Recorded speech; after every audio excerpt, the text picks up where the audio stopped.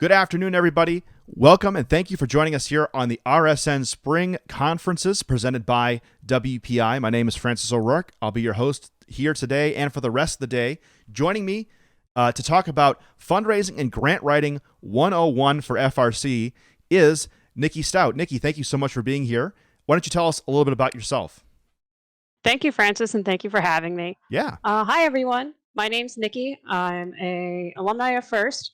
I've been in FIRST since 2007. I started as a student, immediately went into mentoring, and became an event volunteer. Some people might recognize me because I'm usually a master of ceremonies or a game announcer at events, but I also help out in FTC and FLL world. I do a bunch of different things in those two programs, whether it's judging, volunteer coordinating, or I used to mentor some FTC and FLL teams, not so much anymore, but I'll probably pick those back up in a few years. Yeah. All right. Well, Nikki, thank you so much for being here once again. I remember I saw you post on Facebook about this presentation you were going to give at Worlds, and so I was happy to bring you on and have you do it here because I think that a lot of teams are going to be interested in this topic. But before we begin, I want to say a couple quick things. If you have questions for Nikki during the presentation, just type !Q followed by your question in the Twitch chat. And if it's a great question, we'll ask Nikki at the end of the presentation to get all the answers for those. Also, I got to thank the people that helped to make this possible, and that's WPI. WPI, otherwise known as Worcester Polytechnic Institute, is a leader in project-based education and is the first university to offer a BS, a master's, and a PhD in robotics engineering. If you want to learn more about becoming a student at WPI or sponsoring one of WPI's great projects that the students do, you can visit wpi.edu to learn more. So, with all that out of the way, Nikki, go ahead and take it away, and we'll hear what you have to say about fundraising and grant writing. All right. So, I guess to start things off, since I went over my first background, right now what I do for my job is I work for a mission-driven marketing company where we help nonprofits with their digital marketing. Through that experience, I actually have started going to school a little while ago, so I'm most of the way through. I'm going to school right now to get my certificate for nonprofit management. So one day I hope to run my own nonprofit to eventually help impact kids' lives, whether it's STEM, art, or something along those lines. So this is where I picked up a lot of these things, besides the fact that on my robotics team, 1807, they do a lot of grant writing and they do a lot of fundraising. So I'm going to go over what we're talking about today. We have basic terminology, so words that are commonly used. We have some vital grant terms to help you understand a few more things beyond just the basic terms. And there's something called House of Development. It's used in the nonprofit sphere to kind of help picture how you should be building up a sustainable program. Now, parts of it don't work for FIRST, but I wanted to bring it up because I think it's important to understand when using grant writing and fundraising, how you should make it sustainable in the sense.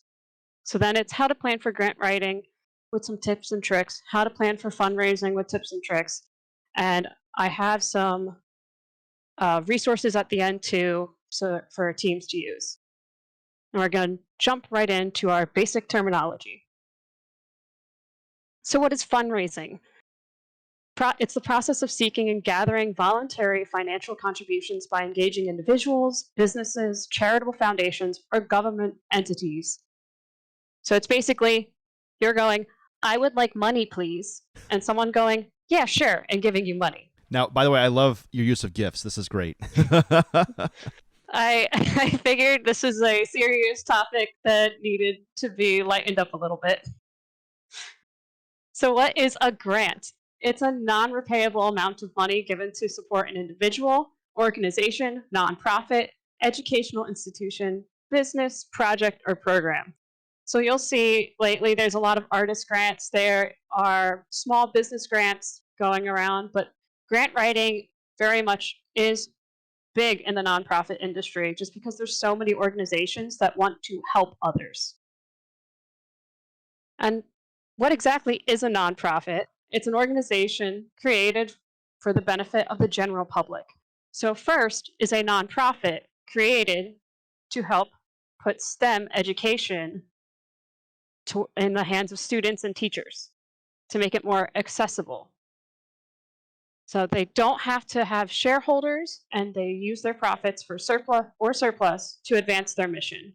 So nonprofits fall into 5 different categories, but we typically focus on one category, and Can I that's a 501c3. can I really quickly just say that? So when you say a nonprofit, that means that that if there's excess money, there's nobody getting rich off of anything like this, right? So whatever money they have left over, they're just making their salary. It's not anything like that, right? Right. So if there's excess money left beyond what you need basically to run, that money stays for the organization to help whoever it is that they're going to help. Okay. It's not like people get bonuses or anything like that.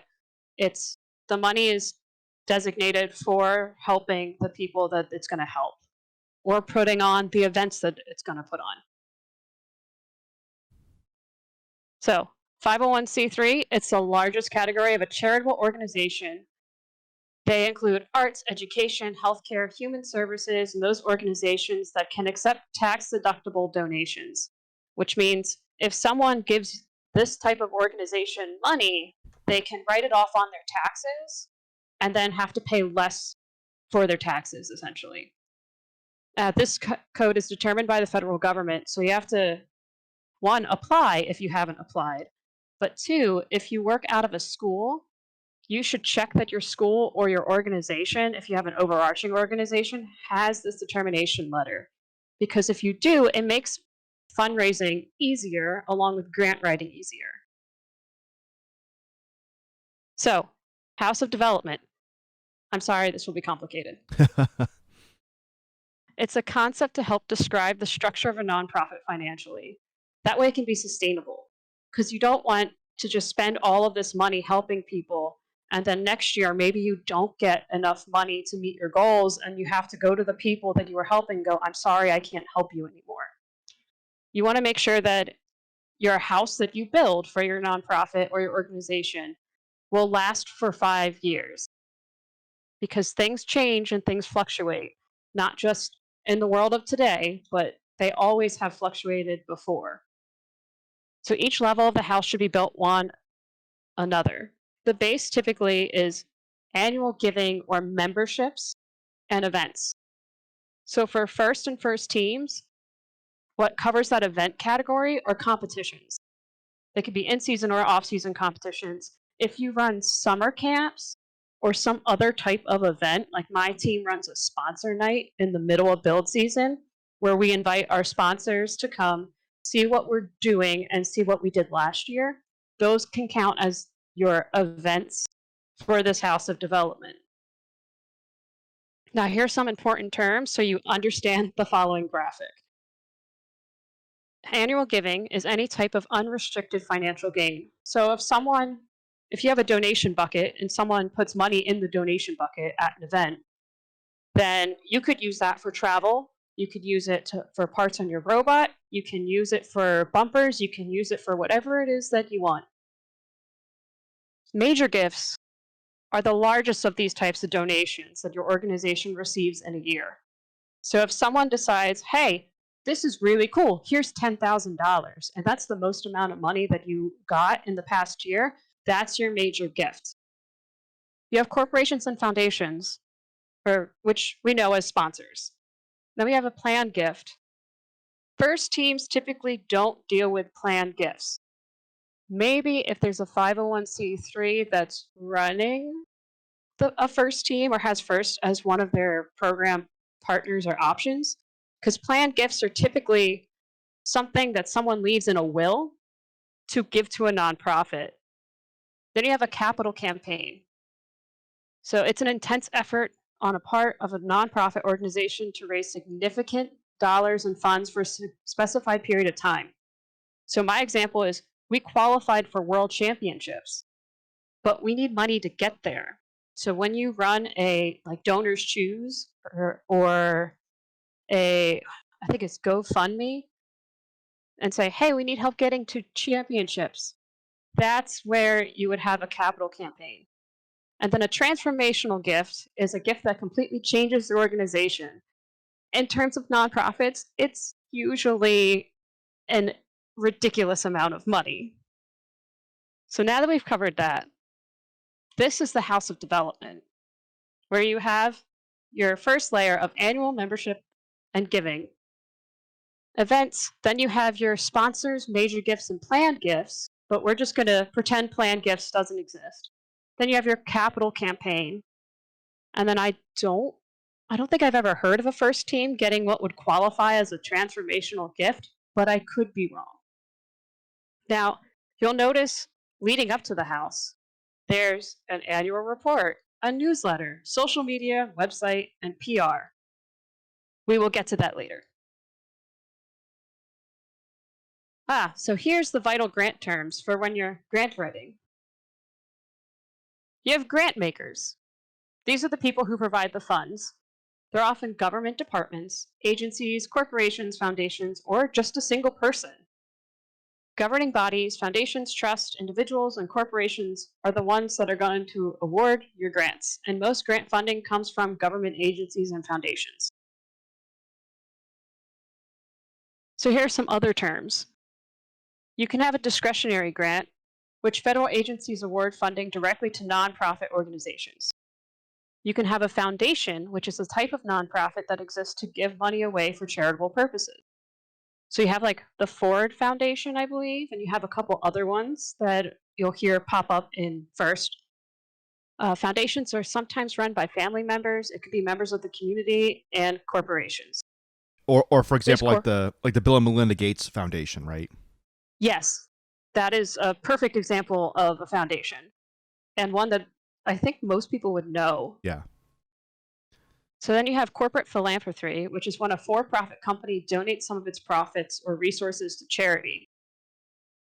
This would be pretty popular in first, I would imagine, because you have a lot of mentors coming from companies that do some type of work in STEM. So Johnson & Johnson, I know, provides a mentor for teams that they sponsor and give money to. So besides providing the financial support, they're also providing a resource for the team. And then you have donor-advised funds, which are philanthropic vehicles established at a public charity, which allow donors to make a charitable contribution, receive an immediate tax benefit, and then recommend grants from the fund over time. These are a little complicated because it's just how it functions that makes it complicated. So you can basically have someone make a bunch of money and go, I'm going to save this much for 1, 2, 3, 4 years down the line, and that's going to be my tax deductible donation. So most I don't think worry about donor advised funds. And I know, at least from my clients and people that I talk to that are in the nonprofit world, I don't believe any of them get donor advised funding. I could be wrong though. So, can fundraising and grant writing work together? That's a question I get frequently because some people seem to think that if you are looking for grants, you can't fundraise at the same time, or that how much money you make fundraising would negatively affect how much grant money you can get. You can work together to get the money because materials you assemble, one, for your grant proposal, can provide guidance and developing additional fundraising initiatives.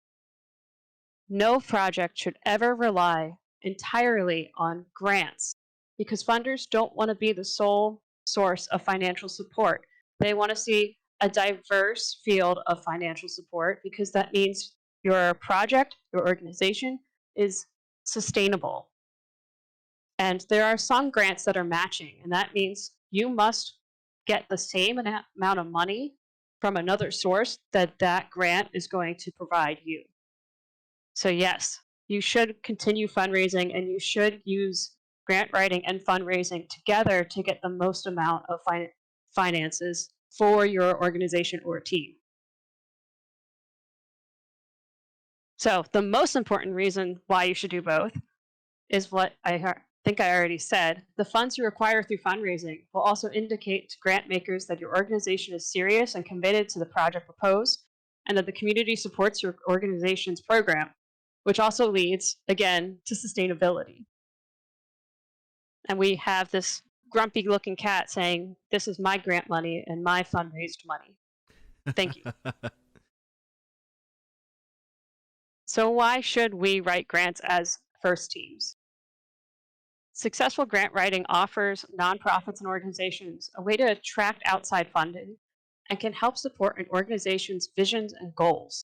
Strategic grant writing looks to align identified needs of the nonprofit and its clients being your students on your team, with funding sources, whether foundations, government agencies, corporations, or individuals. So, how do you plan for grant writing? So, step one, you need to determine your goals as a team. So, why do you need the money? It could just be, we want to compete next year, or it could be, I want to start a Lego League club, or it could be, we're going to start a summer camp for the local kids. Cool. Once you figure out what you're going to use that money for, how much do you actually need? So, if you want to run a first team that's Lego League or Tech Challenge, you should know exactly how much it is to register the team, get the kit of parts, how many competitions you want to go to. If you need to rent a space for meetings, how much is it going to cost to rent that space? Are there any additional things you have to be concerned with when it comes to traveling? Do you need insurance from whatever organization you're working with to run this? Do you have to pay for that insurance and that kind of stuff? So make sure you have a full understanding of financially how much do you need, because you don't want to overestimate, or potentially what would be even worse is underestimate how much money you actually need to run this. And lastly, in your step one, what metrics are you going to use to define success? You need to pick a measurable but attainable goal. So something like increasing students going to trade school or college. Maybe you see the students on your team having their test scores rise 10% because they're on a first team. And my biggest suggestion is, don't just use competition awards as a goal. They're subjective. And you need to have numbers and statistics to say, hey, this definitely works. Because grant makers want to see that it works, not from just a, ooh, shiny metal, but measurable impact is what they care the most about. So, step two, you need to research those grants. You have to review the eligibility requirements. So, does your organization fit their mission for giving? Even though there might be a bunch of money out there for grants, if you don't quite fit what they're looking for, they're going to pass over you because they have a specific mission in mind. So if you're a robotics team and you apply for a music grant, you're obviously not going to get it because you're not trying to teach kids how to play the guitar or piano. You're trying to teach them STEM. So another thing is, does anything about your organization disqualify you from those grants? You could have some grants go, we're not giving to school-based organizations. We're not giving to anyone that isn't affiliated to a school. Maybe it's only allowed for people in certain areas, or who are only affiliated with certain projects. You have to just make sure you go through all the requirements before you decide if this is a grant you're going to go for. And you also have to check, when is it due? When do you need to have all this information filled out? And more importantly, when will the money be dispersed? Because sometimes they have you complete the project before they give you the money, which for a first team, that doesn't quite work. So, Nikki, real quick, can I ask, what would cause, why do certain grants have certain restrictions about who can apply for it? Is it just because the money that the grant's coming from has something earmarked to it, or why can't I just go out and get any grant for any money, right? Usually there's just some set requirements for those grants that they want to fulfill. If it's from a company, maybe they have a specific goal in mind of, we want to increase STEM education in Indiana. That's totally something they might want to do just for the sake of, maybe the company's based in Indiana and that's going to help them build their workforce. Okay. So it's just, if it's a corporate grant, they have their own reasons why they want to do it one way. And for government things, it's just because the government says, hey, this is the box you need to stay in. Please don't go outside of the box. So finally, you need to fully review the application, which could also be called a request for proposal. So how do you submit? Do you need to email anyone? So most grants go to an online form and you have to fill it out. Some actually have you email a employee that's in charge of figuring out who is eligible and who is not eligible. So take note of all the information required after you figure out how do you submit and do you need to email someone. So they might ask for metrics that you might not realize you need. I've come across some grants that go, we need the metrics of people on your team, whether they are male, female, trans, LGBTQ plus. I've seen it where they want to know the, I guess, social economic diversity of the team. And at least for my team or myself, I'm not super comfortable giving that information away unless my kids are okay with it. Yeah. Just because it's about them, and just because we might need that money or we want to get this grant, if someone goes, I don't want other people knowing what's going on in my life in that way, then it's just not worth it to even go for the grant. Plus, you might have a school go, you can't share that information, and then you get into way more trouble than it's even worth. Yeah. So step 3, ensure you have all this information. So you need financial information, which includes your prior year budgets. They could ask for up to 5 years back in budgetary information. So if you happen to go and submit for the business award through First, you probably have this information. If you're a 501c3, you need the determination letter. And then if you are part of a school or a 501c3, you need your tax ID. So you also need a list of additional sponsors, because grant writers, again, just don't, or grant makers don't want to be the sole source of financial support for an organization. Next, you need to make sure you have an adult mentor's contact information, preferably a head coach who knows the in and outs of everything going on, or if you're just an organization, an executive director. And again, if they request any metrics and your school and your team are okay giving those metrics away, make sure you have those. So now it's time to write. Cool. How do you do it? Well, there's a few steps, as you can see on the screen, because there are some common elements of a grant proposal. You have a cover letter, a summary, statement of need, goals and objectives, activities, budgets, organizational info, valuation, and a conclusion statement.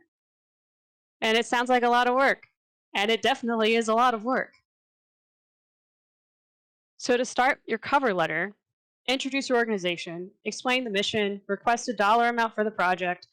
Basically, in a short but long term, when it comes to how much you write, go over everything that you're going to go into more detail about later in the proposal. So you need to describe the project, what's going to accomplish, how it aligns with the grant maker's stated purpose. That is very important, because you need to prove to them, go, hey, what we're going to do is exactly what you want to do. So all you have to do to get what you want done is give us money. And it's a great plan, we promise. You also need to include your contact details, and you should send this on to your organizations, teams, schools, letterhead, so that way there's a little bit of brand awareness. And make sure it's signed by the adult handling the grants, because if it's a bunch of different names of different people, they're going to not think it's real and just go, I don't know if this is going to work, and then put it in the no thank you pile. So, your executive summary, keep it simple and just explain to the grant maker how you're planning to use the grant. In your statement of need, again, keep it very simple. Present the evidence to support the need of your proposed project and establish your organization's ability to address that need. So you could use statistics from your town, you can use team statistics that you have, you can talk about what your school has or doesn't have and how this fills that gap, or what your community, if your community doesn't have a summer camp that's STEM based and you're going to make it happen, address it and let them know like this is the only option. Or maybe there's only an option for kids in first through fourth grade and you're going to make it from fifth through eighth grade. Just make sure you can prove to them like there's a true need for this project. So it should convince the grant maker that your nonprofit's project program warrants the funding and can effectively address the identified problem. So you're going to need an entire page dedicated to your goals and objectives. So your goals are going to be what you look to accomplish in this program on broad terms. And then your accomplishments or objectives are going to be more concrete and specific things. So if you are running a summer camp, and I'm sorry I keep using the summer camp example, but if you're trying to run a summer camp that teaches kids Java, and you say you're going to have kids that don't know any Java come in, by week 4, they should be able to create an app. That would be a specific accomplishment. And you want to put down, like, they're going to know exactly A, B, and C method of coding. As just try to make things as concrete as you possibly can when writing down your objectives. So Nikki, it sounds like almost you really kind of need to approach grant writing at the end of whatever development or brainstorming process you have for whatever you're trying to do, right? If it's Yes. something specific like this. But if you're a first team, I think we all kind of know what that generally means, but it sounds like you have to like write it down for somebody who doesn't know what first is all about. Yes, that's the hardest part when it comes to getting grant writing for first, is you have to explain in excruciating detail what you plan on doing. So if you're trying just to fund your team with a grant and make sure you have enough money for the supplies that you need, you have to explain to them that this is what first is. I was gonna say 6-week build cycle, but there's an indefinite build cycle now. Yes.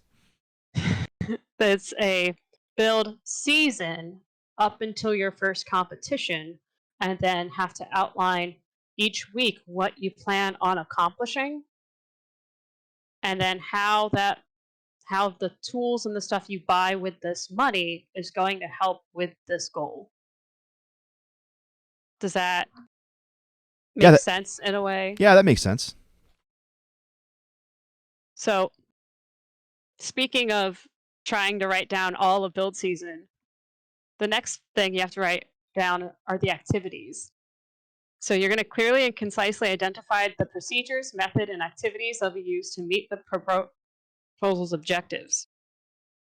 So in your, I believe, it's the business plan for first, they have a section that outlines how the team functions and how any type, I guess for our student handbook, it would be more for, but how things are run on the team. If you're trying just to solely fund the team, those items would be great to put in here. Not the entirety of a student handbook, because they don't need to know disciplinary procedures or anything, but just how the team as a whole would function and what activities would you be doing. So whether it's building, cutting, machining, that kind of stuff. And then explain why your organization believes that this is the best method of achieving the objectives you outlined in the previous page. So why do you think it's better for kids to use the machines? For us, we know the answer because we're firsters, but the people who are reading these grant proposals are not. So they might not have ever heard of FIRST. They might be going, why would we let the kids use power tools? That doesn't make any sense. So explain why in the best of your ability and in the simplest way, why this is actually a good idea and why it makes sense to do it this way. So this is where your budget comes in. You need to reflect information already conveyed in other parts of the application and need to match the guidelines. So you could use your budget that you use in your business plan, or if the funder goes, we have to have it this way because we're a little difficult, you gotta put it the way they asked. So you have to list all expenses and they should be accompanied by an explanation. So if you bought $500 worth of motors last year, why did you buy $500 worth of motors? So you should include all expected and secured sources of funding for whatever it is that you're trying to fund. So if you already got $20,000 in sponsorship money, include that. If you're accepting donations, include that. And make sure it's clear how their support would contribute to the completion of your organization's goal. It's like, without this money, we cannot afford a new blank. So next up is your organization information. It's what your group does and who it serves, a brief history of the organization, and make it clear to the potential funders how your organization is special.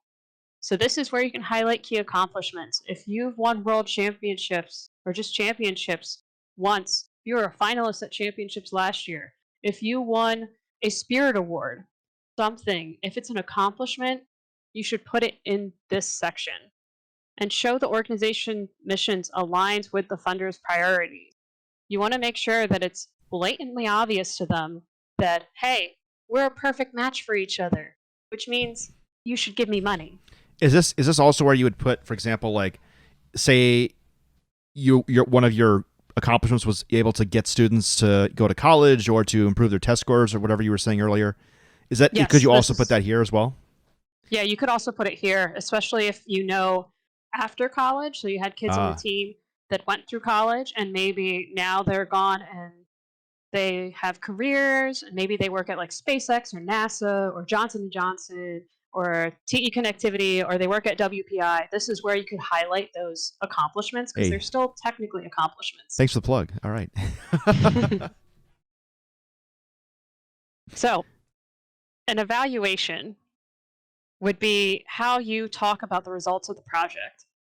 What kind of data will be collected during this and at the end of the project in order to evaluate its success?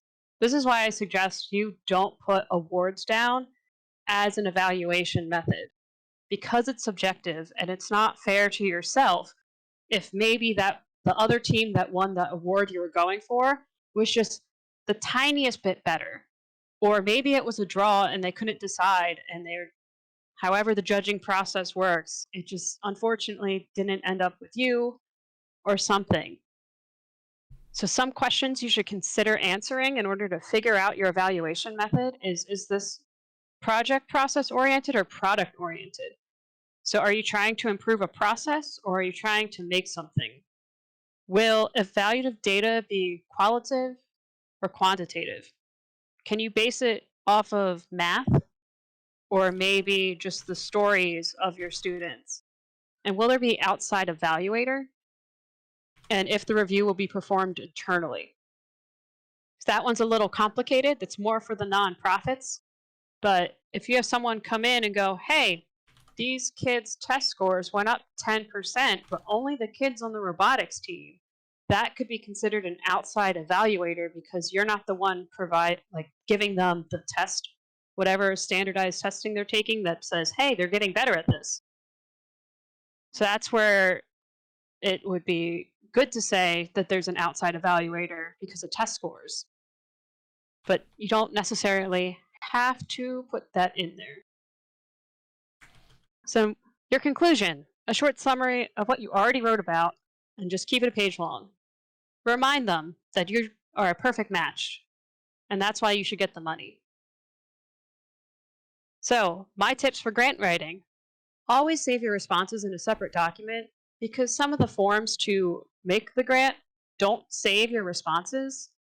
So, when you go back to try to finish it, everything you already wrote is gone. Oh no. It's happened a few times, and it is painful every single time. Now, you don't want to rush through it. You'll probably miss something, or you'll miss that you misspoke, or missed that you kind of missed the point of a question even. So just take your time. It's okay. Just make it heartfelt and tell your story. So, how to plan for fundraising? Since we just did all that work for grant writing and writing a grant, and we have a plan, and we don't know if we're getting that grant, let's raise some money for it. So, again, determine your goals. But instead of everything else we did for grant writing, think of timing. When do you want to start this fundraiser? Is there something that could prevent a fundraiser from starting? Now, an interesting thing on 1807, and I'm not knocking the process, I understand the process. I actually think it's a great process that the school has in place. You have to apply to fundraise, because if another organization has already applied for a similar fundraiser, you can't do that fundraiser, because that ensures that every group in the school can raise money, and they're not trying to fight each other over, well, I have Miss Smith's cheesecakes for sale versus the other organization that has Miss Field's cheesecakes for sale. So it makes it an even playing field for all the organizations. I think it's a great idea, but it's not something that when I first started on that team that I realized was even a thing. So that's why I say check to see if there's anything that can prevent a fundraiser from starting. Step 2, research. Some schools actually tell their teams you can't fundraise. Why? I don't know. I'll never understand that reasoning. But you should make sure that you actually can fundraise. And if some schools say, hey, you can only use X, Y, and Z as a fundraiser. So you also need to double check, where can you have money sent and saved for your team? Does your school have a little like side section of its bank account for the robotics team? Does your school use a parent booster organization? Or does your team use a parent booster organization? Or does your team fall under its own or another 501c3? You need to make sure that you know where you can send that money to before you put the word out that there is a fundraiser. Because if people don't know where to write the checks to and don't know if it's tax deductible, that's going to help them figure out, like, oh, do I really want to give the money, or do I just want to wait? So you need to also see, based on your fundraiser, what local laws about permits and banned fundraisers there are. So in New Jersey, there used to be a ban where you can't sell home baked goods as a fundraiser because it wasn't made in a professional kitchen. Oh, wow. Yeah, it made a lot of things difficult because any type of bake sale was banned. And I know they lifted that law recently, but I cannot promise you that it doesn't exist somewhere else in the world. So that's one example. Another would be, would your fundraiser be considered gambling? Because maybe if you're doing something that could fall under gambling, for whatever person's definition of gambling is, you might have to get a permit, or it might just be banned. So yeah, check to see if you need a permit, check to see if whatever it is you want to do is banned. Make sure you're all good to actually start this fundraiser.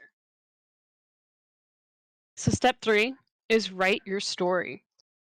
Why should someone donate to your cause? Think of the people you're trying to target in getting this money. Is it just parents? Is it your peers? Is it the outside community? Try to be as specific as possible as to who you want donating to your cause, and showcase your why.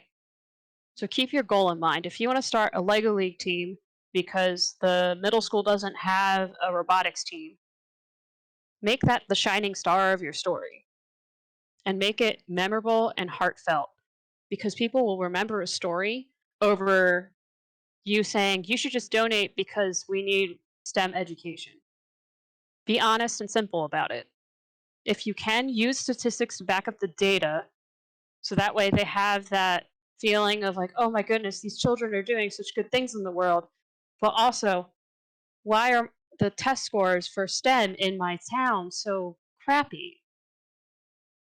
So you want to focus less on acquiring the money for once and more on just spreading the message, because you might just be better off sharing your story and having someone be a messenger for you and going, hey, this organization exists. Maybe we should help them fundraise, or maybe they need some help with mentors, or maybe we should do a bigger donation. You don't know who you're going to meet when fundraising. And it's important to keep in mind that whoever walks up to you next, they could be the person that gives something incredible to the team that completely changes the dynamic of the team, whether it's like a tool, a, a sponsorship, or something. So, step 4, plan for your fundraiser. Will you just ask for money? That's one important question. Maybe you are looking for mentors. Maybe you're looking for a space to work. Just figure out what it is that you need to ask for. And will you try to sell items in return for a donation? In some states, you can't say you're selling things. It's with every donation of $25, we will give you a water bottle with our team's logo on it. You might have to get around those type of rules as well. So if it's another thing is if it's an in the box style fundraiser, so it's like that cheesecake fundraiser that people do, check to see how much money you will make and how much product you must sell, because some go, you have to sell 10 cheesecakes, and if you don't sell 10 cheesecakes, you owe us all the money back that you tried to fundraise. Oh It's gosh. not fair, but it happens. So then, if no, can you incorporate it into something your team can learn from and do together? So, like my team does a water bottle fundraiser where we have students learn how to use the laser cutter. We order the bottles online without anything like etched in them or whatnot. And then we have the students actually put in the logo, any customization that the person who ordered it wants, and that kind of stuff. So, it's a great learning opportunity for our freshmen that way. And it's something that when there's a group of them, they can do it together, or they can learn from each other and figure out the best ways to do things. So, kicking off your fundraiser, have a set start date. Make sure you know it's going to start on this exact day. Ensure your students and mentors are aware of the messaging and approve it before the start date. Have all necessary info at hand, like where to send checks to. And if you're struggling to get students involved, try gamification. Make some type of game out of it, so that way there's a little bit of a reward. But don't make it a requirement to be on the team. You just want them to be on the team. You don't want to require them to fundraise, otherwise they might, if they're not able to fundraise for a variety of reasons, it's not really fair to them because they can't experience first. But encourage them to help out in some way, whether it's going to reduce the cost of traveling. Maybe it'll help them with any set public relation or community service hours. So if the next thing is, if your school allows digital methods, utilize them. Facebook, Twitter, Instagram, most people have those things. There's also Donors Choose, which is very popular with first teams. It's fantastic, but I know some schools also don't allow Donors Choose, because I don't know why they don't allow Donors Choose. It's something that kind of baffles me, but schools are schools. It's okay. I'm not going to go further into that one. So on fundraising, keep track of all sales and be as detailed as you possibly can. And make sure you can get the information from the people who are donating to you. And try to connect it either digitally or physically, depending on where you live. Where in New Jersey, most people expect there to be a digital way to connect. So you want to make sure that you have a social media page and try to collect their email address so you can send thank you and follow up information If they don't have an email address, and if your school lets you collect physical addresses, go for it. If not, it's okay if you don't get that. So the most important part about fundraising is following up. Once, and also not just fundraising, grant writing. Once a grant is awarded or fundraiser is complete, share the news of your successes with people who really care about your team, donors, and of course, thank them on the internet. So you want to send grant makers and donors thank you letters. For grants, follow up and establish next steps. They might ask for a monthly report, they might ask for a bi-monthly report, or just have a report at the end of whatever it is that you asked the money for. For fundraising, send your promised gifts, trinkets, and whatever it is that you made for them for their donation, and then send a follow-up letter to donors at least halfway through the completion of the project, and then once it's done. My team does newsletters, and we send to all of our sponsors, parents, donors, and that kind of stuff, just to keep them in on the loop of things. And that way, there's that connection that continues to happen, even though they might have only ordered one water bottle from us months ago. They can go back and go, hey, that water bottle made a difference because this team made a robot. So, what to do if you didn't get the grant? You should follow up, if you can, with the people who decide these things. Ask for feedback because you need feedback to understand where you may have gone wrong. Ask what deficiencies there were in your grant proposal. Ask how you can strengthen the argument for your grant. And make sure to thank the program officer who you spoke to for their time. You don't want to seem angry or upset because no one likes a sore loser. And you want to build your relationship with the people deciding who gets the grant, because then they'll remember you for next time. And if you apply again, they'll go, hey, we didn't give it to them last year, but they took what we told them was wrong to heart. So maybe we should give them this chance to prove themselves, and then you'll get it next time. So, some quick pro tips. Have an online presence. I can't stress it enough. Social media, website, blog, newsletters, whatever it is you can do to have an online presence. And if your goal, use your goals to set the tone of your marketing. So when you're on social media, if your goal is to start that Lego League team, try to tailor what you're posting about to those things. Whether you got resources, you sat in on a webinar, you built a field, whatever it is. Make sure it reflects what you're trying to do. And your goal can also just be, we want to have a robotics team and we want it to compete in a competition. That's fine too. You can easily share that with pictures from build season, pictures of what you're doing preseason, postseason, off seasons, that kind of stuff. What I like to do is have playbooks, and they're defined written processes that don't change from year to year. So ordering team shirts, running a summer camp, it makes it easier to pass down the information from one generation of students to another. And it also helps when you're trying to help another team to be like, hey, this is how we run it. Here it is in a nice, pretty package. But also see what other first teams are doing on social media. We don't need to live in a silo where we're just like, we're doing our own thing and we're our own team. We should work together, and we should also celebrate and see what other teams are doing. So if you have a 501c3 status, you should set up fundraising via that social media platform you're probably going to set up if you haven't already, and your website. Now, I'm only suggesting PayPal because they have this neat feature that I just discovered, and they just set up being able to take stuff for nonprofits.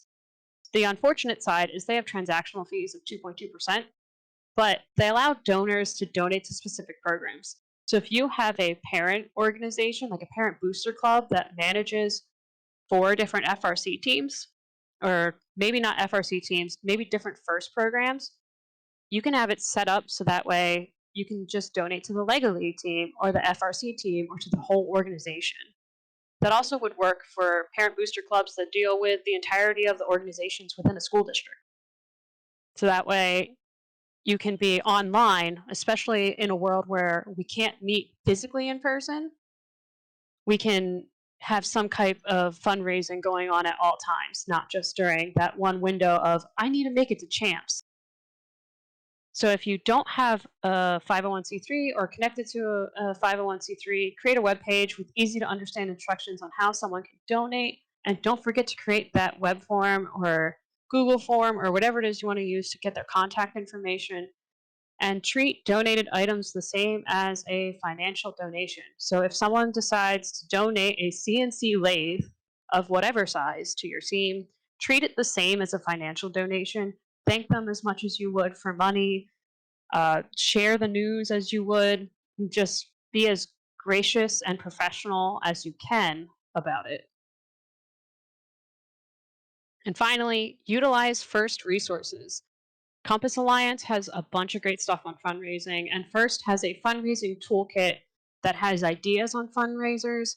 They have a little mini fundraising series, and overall, just a lot of easy ways to get started if you don't know where to start fundraising, now that you have all this information on the different terms and different ways to start some kind of fundraiser. And I think that's it. Ta-da! Hooray! Nikki, thank you so much for presenting about all that stuff. I know I learned a lot. I have honestly never even considered writing a grant myself. So I part of the reason that I was happy to have you on the show is that, like, even just like getting an idea of what to do is a big hurdle for me, and I learned a lot from this. So that's great. So if you've got any questions for Nikki, we're going to take a few here before we end the presentation. Again, type !Q in the chat if you've got a question, and we'll send it up here right away. So our first question comes from question champion here, Crispy Kiwi. They're asking, what are some good starting points for places to write grants to, like local foundations or more STEM-focused organizations? What do you suggest? Because that, after learning how to do it, now I'm like, okay, do I just Google grants, or I don't know what the first step to look for a grant is? So there are some government websites that list out grants for different organizations. I should have included it on this slideshow. I definitely will do that next time. But yeah, there's a particular government website that I am blanking on the name right now, and I will probably post it on Twitter or on my Instagram or something later.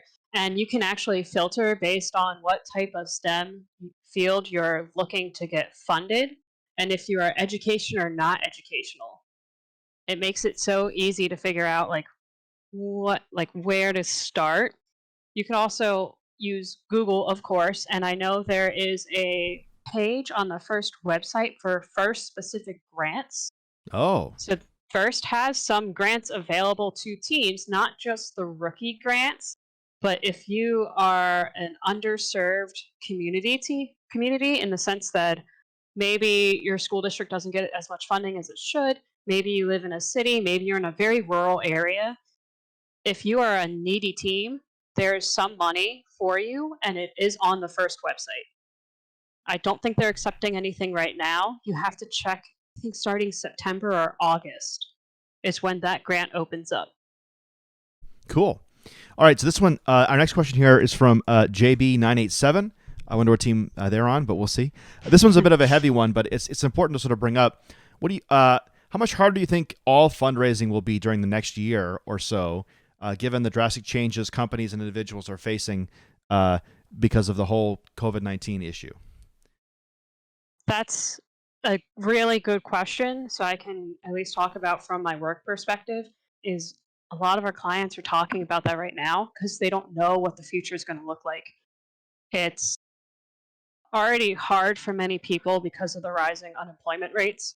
It's hard because there's organizations specifically starting up to help with COVID relief, and we're all starting to rely more on our government, which could potentially take away the funding that's there in the government grants and could possibly affect beyond what we even can think of right now.